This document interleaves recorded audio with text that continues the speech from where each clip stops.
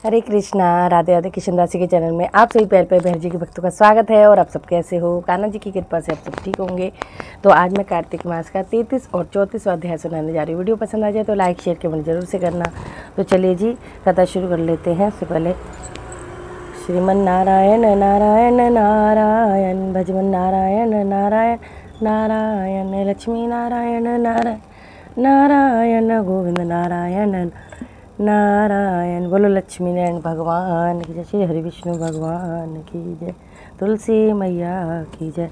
तो रोज़ की तरह हाथ में ले लेंगे तिल और जल में डाल लेंगे थोड़े से। तो अब शुरू करते हैं कथा।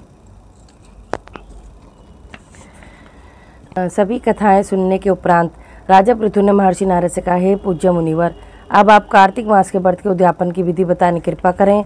यह कथाएं सुनकर मुझे अलौकिक आनंद प्राप्त हुआ, किंतु यदि उद्यापन विधि ज्ञात न होगी तो मेरा आनंद अधूरा ही रहेगा। राजा के पृथु की विनती सुनकर नारद जी बोले, हे राजन, कार्तिक मास के शुक्ल पक्षी चतुर्दशी को कार्तिक मास के व्रत की पूर्णता के लिए उद्यापन करना चाहिए।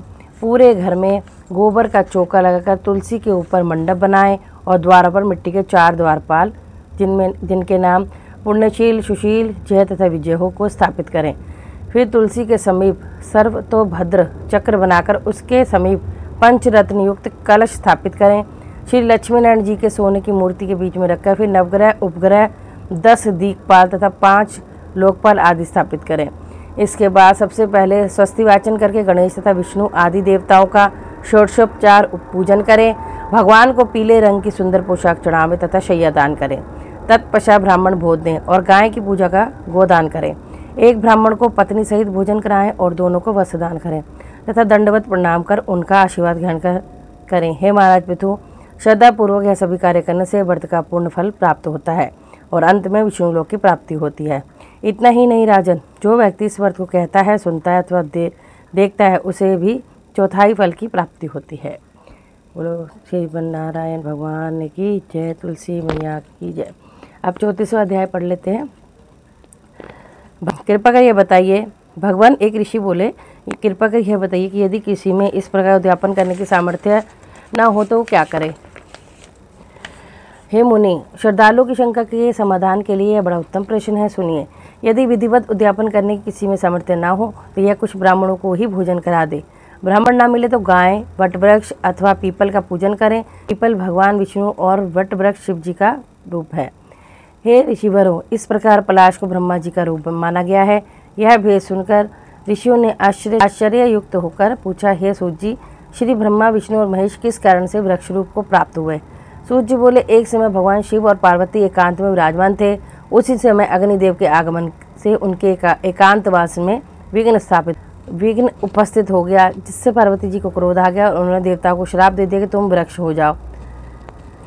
तब श्री विष्णु गया में जाकर पीपल, भगवान शिव काशी में अक्षय वट तथा ब्रह्मा जी पलाश हो गए। बस तभी से पीपल एवं वटवृक्ष का पूजन होता है। हे सूत जी, रविवार को पीपल का पूजन क्यों नहीं करना चाहिए? कृपा कर यह बताइए। सूत जी बोले, हे ऋषियों, इस भेद के पीछे एक इतिहास है जो मैं तुमसे कहता हूँ, ध्यानपूर्वक सुनो। समुद्र मंथन के समय 14 रत्नों में से कौस्तुभ मणि एवं लक्ष्मी को प्राप्त करने के बाद भगवान विष्णु लक्ष्मी जी से विवाह करने को उद्यत हो गए। तब लक्ष्मी जी ने भगवान से कहा कि मेरी बड़ी बहन दरिद्रता अविवाहित है, जब तक उसका विवाह नहीं होगा तब तक मेरा विवाह कैसे हो सकता है। यह सुनकर श्री भगवान जी ने लक्ष्मी जी की बहन दरिद्रता को उद्यालक ऋषि को सौंप दिया। यद्यपि दरिद्रता भयंकर रूप से कुरूपा थी, उसका रंग काला था, आंखें लाल थी, बाल बिखरे हुए थे, तब भी भगवान की आज्ञा मानकर उद्यालक ऋषि ने अपने आश्रम में ले आए। आश्रम में आकर जब दरिद्रता ने वहाँ वेद पाठ एवं हवन आदि होते देखा तो ऋषि से बोली, मैं ऐसे स्थान में नहीं रह सकती। मुझे तो वो स्थान ज़्यादा प्रिय जहाँ जो चोर, जुआ खेलने और ब्राह्मणों का अपमान करने वाले रहते हों। उसकी बात सुनकर यह उद्यालक ऋषि बहुत दुखी हुए। तत्पश्चात मैं तुम्हारे लिए कोई उचित स्थान देखकर आता हूँ, ऐसा कहकर उद्यालक ऋषि वहाँ से चले गए। ऋषि के चले जाने के उपरांत कुछ देर तक तो दरिद्रता ने उसकी प्रतीक्षा की। उसके बाद वह रोने चिल्लाने लगी। उसके रोने चिल्लाने की आवाज़ लक्ष्मी जी के कानों में पड़ी तो भगवान श्री विष्णु से बोली, प्रभु, ऋषि द्वारा त्याग दिए जाने के कारण मेरी बहन अत्यंत दुखी हो रही है, अतएव आप जाकर पहले उसे शांत कीजिए। तब भगवान श्री विष्णु ने लक्ष्मी जी सहित उद्यालक ऋषि के आश्रम में आए और बोले, तुम पीपल में निवास करो। पीपल हमारा ही अंश है। जो कोई कार्तिक की पूर्णिमा को पीपल का पूजन करेगा वह हमें प्राप्त होगा और उसके यहाँ लक्ष्मी का वास होगा। जो शनिवार को सूत लपेट कर तुम्हारा पूजन करेगा उसके समस्त मनोरथ सिद्ध होंगे, परंतु रविवार को यदि कोई तुम्हारा स्पर्श करेगा तो वह दरिद्री हो जाएगा। ऐसा कहकर भगवान श्री लक्ष्मी जी सहित अंत ध्यान हो गए। हे ऋषिवर, जो इस कथा को पढ़ता अथवा सुनता है उसे बद्रिकाश्रम की यात्रा का पुण्यफल प्राप्त होता है। बोलो श्री हरि विष्णु भगवान की जय, लक्ष्मी नारायण भगवान की जय। श्रीमन नारायण नारायण नारायण भजमन नारायण नारायण लक्ष्मी नारायण नारायण नारायण गोविंद नारायण नारायण। बोलो लक्ष्मण भगवान की जय, तुलसी मैया की जय। जब आरती कर लेते हैं। तुलसा महारानी नमो नमो, हरिकपट रानी नमो नमो। कौन से महीना बुद्ध सरानी, कौन से महीना हुई हरियाली, आषाढ़ महीना बुद्ध सरानी सा हुई हरियाली। तुलसा महारानी नमो नमो, हरिकपट रानी। कौन से महीना हुई तेरी पूजा, कौन से महीना हुई सगाई, कार्तिक मास हुई तेरी पूजा, मकसिर मास हुई सगाई। महारानी नमो नमो, हरिकपट रानी नमो।